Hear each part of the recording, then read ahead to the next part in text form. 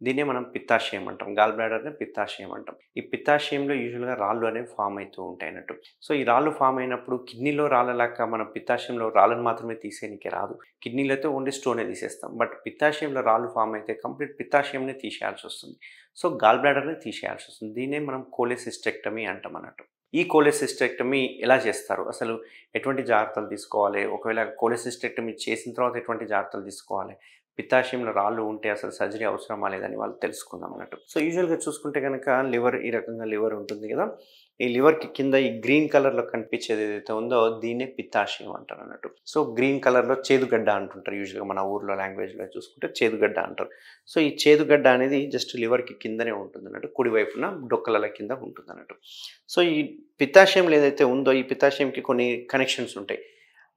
Ducts అంటాం కదా! ఆ డక్ట్స్ కనెక్షన్ అనేవి మనకి లివర్ నుంచి కిందకొస్తూ ఉంటాయన్నట్టు. సో, ఈ పిత్తాశయంలో రాళ్ళెందుకు ఫార్మ్ అయితాయి అనుకుంటే గనక, సరిగ్గా ఫుడ్డు టైంకి తినకపోవడం, ఎక్కువ స్టార్వింగ్ జేయడం గావచ్చు, సరైన డైట్ తీసుకోక హై ఫ్యాటీ డైట్ తీసుకోవడం వల్ల గావచ్చు, లేకపోతే కొందరికి వంశపారంపర్యంగా రావచ్చు, కొందరికి ఫ్యాట్ ఎక్కువ ఉండడం వల్ల, ఎక్కువ ఒబేస్ ఉండడం వల్ల గావచ్చు, ఏజ్‌ని గూడా కొన్నిసార్లు చూసుకుంటే 40 ఇయర్స్ ఏజ్‌లో ఎక్కువొచ్చే అవకాశాలుంటాయి. అంతేకాకుండా స్టార్వేషన్, టైంకి తినకపోవడము, ఉపవాసాలు ఎక్కువ చేయడము దీనివల్ల వస్తూ ఉంటదన్నట్టు. సో, చూసుకుంటే గనక మనకు లివర్ నుంచి జ్యూసెస్ ఏవైతే ఉన్నాయో బైల్ అంటాం దాన్ని.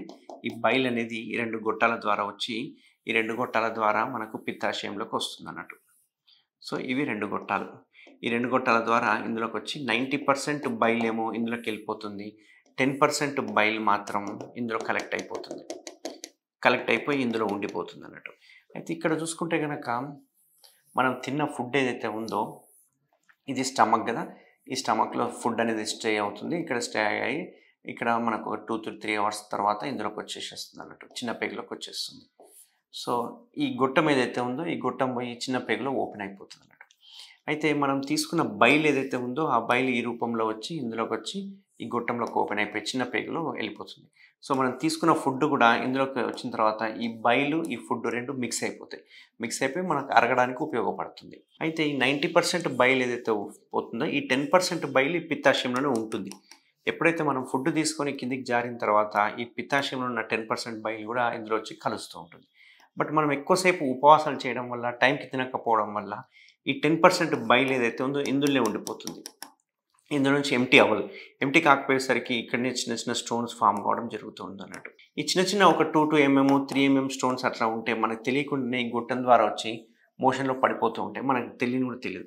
కానీ ఇక్కడ స్టోన్స్ ఏమైతాయంటే స్లోగా పెరిగి పెద్ద స్టోన్‌గా ఫార్మ్ అయిపోతుంది.